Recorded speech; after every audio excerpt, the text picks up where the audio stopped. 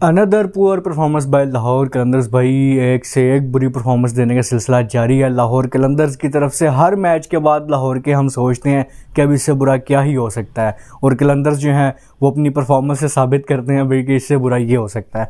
तो भाई एक से एक बुरी परफॉर्मेंस जो है वो दिए जा रहे हैं, और मेरी नज़र में शाहीन शाह अफरीदी की तरफ से सेंसलेस जो है वो कैप्टनसी की जा रही है। ब्रेनलेस बिल्कुल मुझे वो नज़र आ रहे हैं, कुछ समझ नहीं आ रही, कोई प्लान नहीं है उनके पास, बस आते हैं ग्राउंड में और बस वन डायमेंशनल क्रिकेट खेल रहे हैं। बुरे तरीके से जो वो लाहौर कलंदर्स नाकाम हो रहे हैं। लाहौर की परफॉर्मेंस पे तो यकीनन हम बात करेंगे ही, लेकिन मुल्तान सुल्तान्स का पहले जिक्र कर लेते हैं। भाई क्या आउटस्टैंडिंग परफॉर्मेंस और क्या ही शानदार टूर्नामेंट जा रहा है उनके लिए। उसामा मीर भाई आउटस्टैंडिंग बॉलिंग, 6 विकेट्स उन्होंने अपने नाम की, और पहले लेग स्पिनर बने हैं भाई 6 विकेट्स लेने वाले PSL के अंदर। और बैक टू बैक हमें ये देखने को मिला है 2 रातों के दरमियान के भाई लेग स्पिनर जो हैं वो कामयाब हुए हैं। कल आरिफ याकूब ने 5 विकेट्स ली, और वो क्या ओवर था उनका भी शानदार। और आज उसामा मीर ने 6 विकेट्स अपने नाम की, और क्या आउटस्टैंडिंग बॉलिंग थी भाई। ये वही उसामा मीर है भाई जो वर्ल्ड कप के अंदर एक ठप्पा नहीं लगवा पा रहे थे, लेकिन देख के मुझे खुशी हुई कि काफ़ी उन्होंने अपने ऊपर काम किया, इंप्रूवमेंट लेके आए हैं कि भाई शानदार परफॉर्मेंस उन्होंने की है। अब बस इसी तरह परफॉर्म करते हैं और टीम में आके भी अच्छी उम्दा परफॉर्मेंस दें, और कम से कम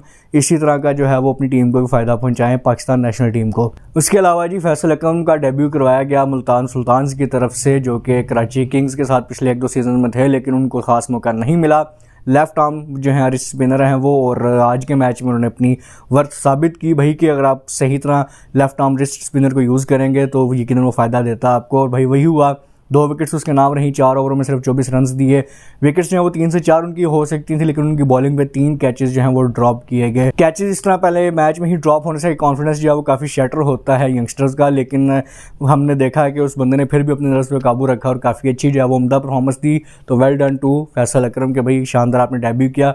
और उसके अलावा उस्मान खान भाई बैटिंग में उस बंदे ने तबाही मचाई, 96 रन की शानदार इनिंग खेली, और वेल डिजर्व्ड 100 मैं कहूँगा कि मिस कर गए। और कर जाते अगर 100 तो PSL के अंदर उनकी सेकंड 100 हो जाती, और लेकिन कह लें कि दिन नहीं था उस तरह के वो 100 कर पाते, लेकिन परफॉर्मेंस जो है उनकी बहुत शानदार थी।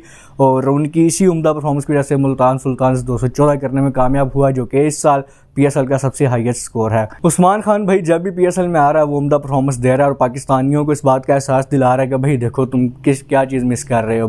बेसिकली तो उनका ताल्लुक पाकिस्तान से ही है, लेकिन अब वो UAE शिफ्ट हो गए हैं और आप दुबई के लिए वहाँ से ही क्रिकेट खेलते हैं UAE के लिए। और उनसे एक इंटरव्यू में पूछा भी गया कि क्या अगर आपको पाकिस्तान से ऑफर हो तो क्या आप कंसिडर करेंगे इस चीज़ को। तो भाई उस बंदे ने सीधा इनकार किया कि नहीं भाई, यहाँ तो एक परफॉर्मेंस और 2 परफॉर्मेंस की बेस पे आपको निकाल दिया जाता है, तो मैं कभी भी जो है वो पाकिस्तान के लिए खेलना प्रेफर नहीं करूँगा। तो वही काफ़ी बददिल हो चुका है वो बंदा, लेकिन अपनी क्रिकेट में जो है वो परफॉर्मेंस उम्दा दिए जा रहे हैं, और रह के PCB और पाकिस्तानियों को एहसास दिलाएंगे कि भाई इस चीज़ पे आप मिस कर रहे हैं। लेकिन फिर भी जो है वो उम्दा परफॉर्मेंस थी उनकी तरफ से। और उसके अलावा भाई रीज़ा हेंड्रिक्स 40 रन उसने भी शानदार जोड़े, और आखिर में आके इफ्तिमेनिया भाई, इफ्तिमेनिया का तो दिन चल रहे हैं, और लाहौर के ख़िलाफ़ तो वो ख़ास तौर पे चलते हैं। शाहीन शाह अफरीदी को भाई पहला अच्छी तरह उन्होंने, और 40 रन की जो उसने भी तेज़ तरीन इनिंग्स खेली, और मौका अगर मिलता तो आई गेस वो तेज़ 50 का रिकॉर्ड भी तोड़ जाते PSL की। तो लेकिन बहरहाल बॉल्स जो है वो कम थी, 40 रन उन्होंने स्कोर किए, और इन दी एंड मुल्तान को एक अच्छा टोटल मिला, और उनके बॉलर्स ने उतना ही अच्छा डिफेंड किया। और लेकिन मैं कहूँगा कि फील्डिंग में जो है वो पूरी परफॉर्मेंस मुल्तान की तरफ से जारी है। आज रिजवान ने एक फ़ैसला किया कि भाई मैं कीपिंग नहीं करूँगा, फील्डिंग में आते हैं, क्योंकि फील्डिंग जब बहुत बुरी थी, और उनके होने से काफ़ी फ़ायदा तो हुआ, क्योंकि मोस्टली जहाँ गेंद जा रही थी भी हमें रिजवान ही नज़र आ रहा था। जहाँ कोई क्रूशल पॉइंट लगता था कि यहाँ बॉल जा सकती है, रिजवान अपने आप को वहीं पे सेट कर रहे थे। तो लेकिन फिर अकेले 11 बंदों का काम तो नहीं कर सकते, तो बहरहाल 4 से 5 कैचेस आज भी ड्रॉप हुए हैं रिजवान के फील्ड में होने के बावजूद। बाकी फील्डर्स ने ड्रॉप किए काफ़ी कैचेस, लेकिन रिजवान की तरफ जो भी गया भाई उस बंदे ने कमाल की फील्डिंग की है। 4 से 5 कैचेस तो सिर्फ रिजवान ले गया भाई आज के मैच में। तो ओवरऑल जो है वो रिजवान की तो अच्छी कैप्टनसी थी, लेकिन फील्डिंग पे जो है मुल्तान को थोड़ा सा काम करना होगा कि प्ले ऑफ्स में, जैसे मैंने पहले भी कहा, कि छोटी छोटी चीज़ें काफ़ी मैटर करेंगी। तो बहरहाल जी मुल्तान का उम्दा परफॉर्मेंस तो कंटिन्यू है, 6 मैचेस में से वो 5 अब विन कर चुके हैं अपनी, वो तो काफ़ी कंफर्टेबल पोजीशन में। अब लाहौर की बात करूँ तो भाई 6 में से 6 मैचेस हार चुकी है लाहौर के अंदर की टीम इस दफ़ा। 7 मैचेस लगातार हारने का रिकॉर्ड है भाई कराची किंग्स का। तो लाहौर ने सोचा कि चलो किसी तरीके तो हमें रिकॉर्ड बुक्स में रहना है। पहले 2 दफ़ा बैक टू बैक जो है वो ट्रॉफी विन करके रिकॉर्ड्स में आए, तो उन्होंने कहा चलो अब इस दफ़ा ऊपर ना सही नीचे से रिकॉर्ड बनाते हैं। तो मुझे लगता है वो 7 मैचों का जो रिकॉर्ड है मुसलसल लॉस का वो टूटने वाला है। और अगर इसी तरह बगैर सोचे समझे वो क्रिकेट खेलते रहे तो कोई इसमें कह लें कि बड़ी नहीं कि लाहौर जो है वो 10 में से 10 मैचेस हारेगा इस दफ़ा। मेरी नज़र में स्क्वाड सिलेक्शन बहुत पुअर है इनकी तरफ से, बॉलिंग पे बहुत ज़्यादा इन्होंने रिलाई किया। अब परफॉर्मेंस आज की ही आप देख लें तो बैटिंग में तो 6 के 6 मैचेस में फ्लॉप हुई है लाहौर कलंदर्स की टीम। साहिबजादा फरहान और वेंडर डसन ने ही आज के दिन भी स्कोर किया और इन 6 मैचों में लाहौर की तरफ से 60% स्कोर जो है वो इन्हीं 2 बैट्समैनों ने स्कोर किया। तो आप अंदाज़ा लगा लें कि कितने बुरे तरीके से नाकाम हो रही है लाहौर की बैटिंग।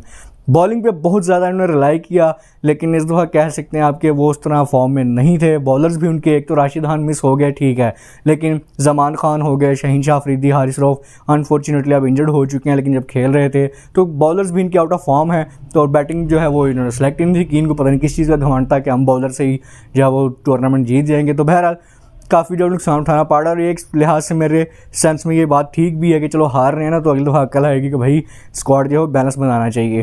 तो बहरहाल जी बुरी परफॉर्मेंस चल रही है लाहौर कलंदर्स की और मुझे लगता है कि इसी से नहीं बाहर हो जाएंगे।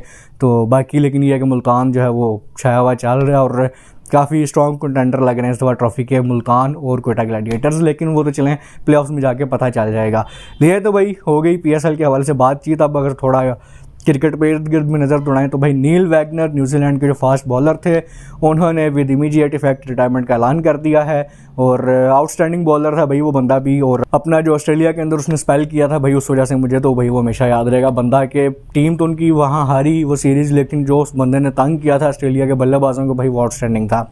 66 मैचेस के अंदर भाई उन्होंने 260 से ज़्यादा विकेटें लीं और न्यूजीलैंड के लिए दूसरे बेहतरीन बॉलर हैं उनकी हिस्ट्री के अंदर। सर रिचर्ड हेडली जो हैं वो उससे ज़रा बेहतर रिकॉर्ड रखते हैं। बाकी नील वैगनर जो है वो टॉप पे उन्होंने फिनिश किया अपना कैरियर और खेलना चाहते थे मज़ीद अभी, लेकिन न्यूजीलैंड ने बताया कि भाई यंग टैलेंट काफ़ी आ रहा है और अब आप हमारे फ्यूचर प्लान्स में नहीं है। तो ठीक है, दोनों ने बैठ के बात की दोनों ग्रुप्स में, फिर उन्होंने सोचा फैसला किया कि भाई ठीक है अब मुझे खैराबाद कहना चाहिए क्रिकेट को।